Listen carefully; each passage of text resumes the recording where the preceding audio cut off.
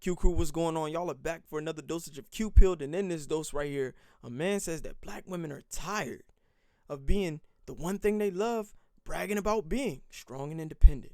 But before we get into it, before we react to it, you already know the drill. Hit that like, share, subscribe button, and turn on your fucking notifications, and share this content with your family, friends, and your colleagues, and your peers so that they can get a dose of the Q Pill as well. Let's get a dose of this shit.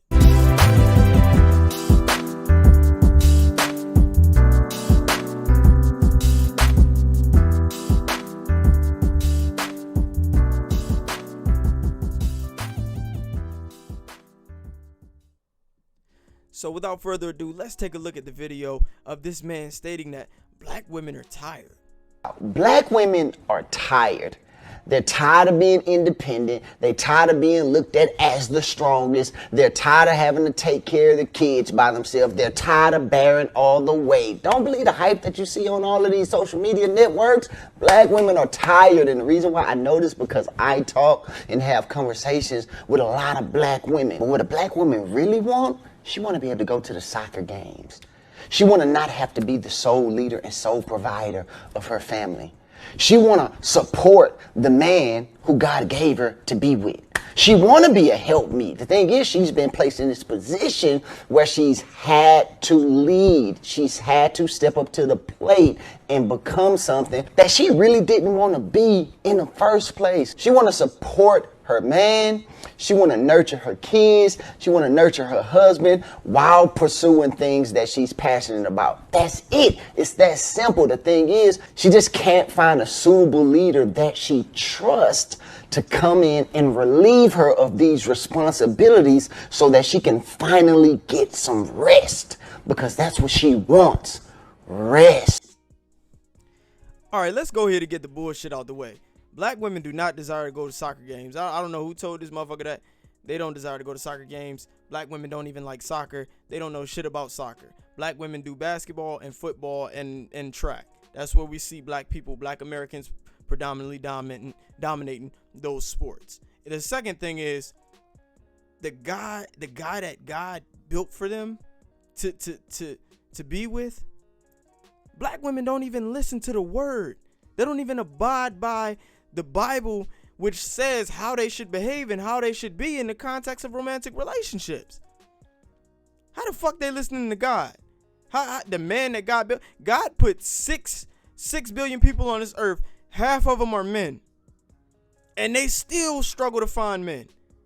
They still have a marriage rate of 1 in 4. They still are the most likely to get divorced. They still manage to become the least desirable group. And it's not everyone else's fault either. So those are the fallacies we have to get out the way right now. We have to address that right now. Those two things can't be the case because one, black women don't like soccer, and the second thing is black women don't even value marriage in the ways in which they should, in order to end up married and actually make the marriage last. But I will say, I can see what he's saying.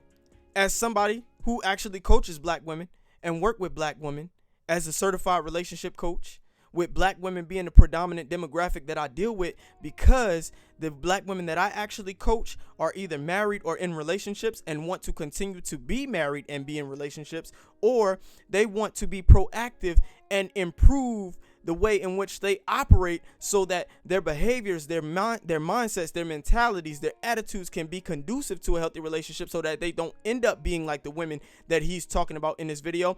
I can believe that those women are tired. But the majority of black women, fuck no, hell nah. Do you know why? And understand, this may very well be true to a degree subconsciously, and I'm going to say it's true to a degree subconsciously because they're in masculine roles, and women are not adept at being masculine. Women are not meant to excel at being in masculine roles, so that's understandable. They're tired of taking on all the weight of the world. Now, I don't know about being the strongest. I haven't seen a survey that confirms that black women are considered the strongest. I don't know where he got that from. That must be the simping and the pandering that they hear on social media, and the political correctness and affirmations that they give one another, and that black men give black women when they're trying to fuck them. I can understand that, but I don't know anybody else where the consensus is that black women are the strongest. So that's another fallacy we just gonna go ahead and toss out the window.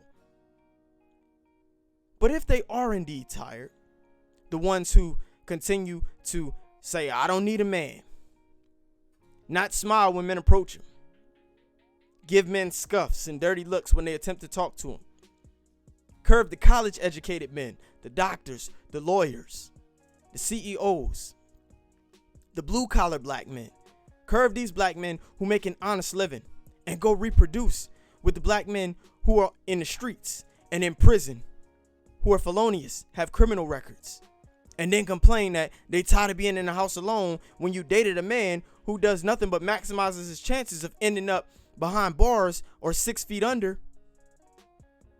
When I see black women tired of doing these things, I can at least start to believe that there may be some validity in which he said that black women are tired consciously. Otherwise, the being stubborn, the being difficult, the being masculine, the being emasculating, always feeling the need to be right, not feeling the need to concede, perceiving men as the enemy, being irrational, impulsive, and spiteful and aggressive in romantic relationships, putting their hands on their men, and they're tired. They're not tired of doing the things that have put them in this predicament, but they're tired of being in this predicament. I want y'all to take a little stroll back with me to the Lyndon B. Johnson Act, the Welfare Act, President Lyndon B. Johnson. When he incentivized black women to remain single, not get married, have children out of wedlock, by putting money in their pockets, going around door to door checking if men were in the house. And black women took the government up on that offer. Black women, by virtue of that, said, I want to be strong and independent. I want to raise the kids by myself. I don't want to rest. I want to make my life as difficult as possible. When a black woman accepts money from the government, when a black woman rejects the opportunity to be married, when a black woman rejects the opportunity to develop, maintain, and sustain a healthy romantic relationship with a man, that's exactly what she's opting to do. And it's not like black women are the most desirable race of women. They're actually the least. So the ball's not in their court. They don't have their pick of the litter. They don't have that leverage. They don't have that advantage. And they do nothing but exacerbate the dilemma that they're currently facing by continuing to be what it is that he says they're tired of being. Because let's face it, men are going to be men. Men naturally want to take care of women. We have a proclivity to want to take care of women. A lot of black men want to be married. Hell, most black women who are married to black men.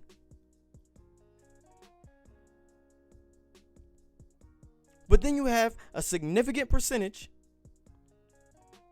who act like they are the world. Delusional, entitled, unrealistic standards, unrealistic expectations, not knowing when to shut up, trusting a man to lead. You're supposed to trust a man to lead anyway, because men are more adept at being leaders than women are. If you're not going to be vulnerable, if you're not going to give a man a chance to lead, and then you turn around and say, well, he didn't show me anything that said he could lead. Bullshit. He got a job. He got a house. Form of transportation. Some degree of responsibility. Those are leadership qualities. And men are more adept to lead by default than women are anyway. But what it is a lot of these black men that are being raised by these single black mothers have taken on the mentality of their single black mothers, which makes it more difficult for them to be suitable and adequate mates on the dating market. Makes it more difficult for them to become fully functional, respectable adults in the real world. And then it just becomes a cycle. Black women reproduce as strong, independent women with the wrong types of men and raise their sons to become those types of men and not suitable for the black women who desire those types of relationships with good quality black men. See, I don't buy it. They may very well subconsciously be tired, but in order to be tired and convince me, I have to see a change in behavior. Because that's what convinces me, a change in behavior. I'm not sold. Yes, it's difficult being strong and independent, but that's the way they wanted it. That's the route they chose. That's the life they wanted to live. They made it that way.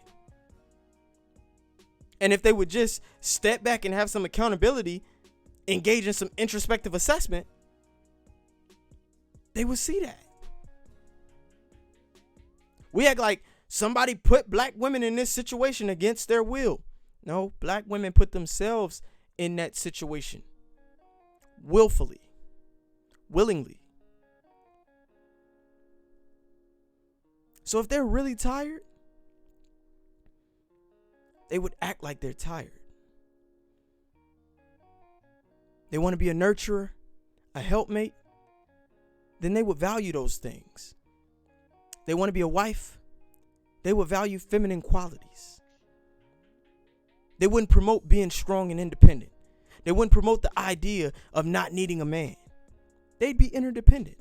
They'd understand that men and women are indeed interdependent and that we require each other in order to optimize survival, which is why they're in the hellhole that they are, because anywhere you go where you see that there are no men, the standard and quality of living has severely decreased, has been severely reduced. There's a poorer quality of life where there are no men in the household, where there are no husbands. And the mental and emotional state of those women is typically very, very tragic. So if they're really tired, as this panderer says they are, then we would see them making attempts, efforts to reduce that exhaustion and make decisions that provide more favorable and advantageous outcomes. So as long as they continue to behave like strong, independent women who don't need no man, who value single motherhood over marriage, who value can no man tell me what to do, I don't need no man, get the fuck out my face, shut the fuck up, putting their hands on the men that they date, being impulsive in public,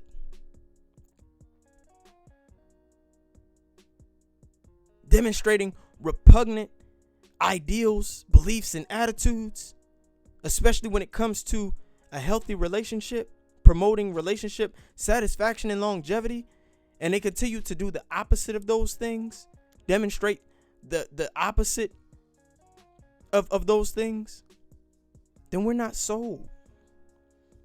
They may very well be tired, and they have a right to be, but they did it to themselves. And they can blame nobody else but themselves. I appreciate y'all tuning in. I'm Suave Q. I'll see y'all on the next dosage of Q Pill. Over and out.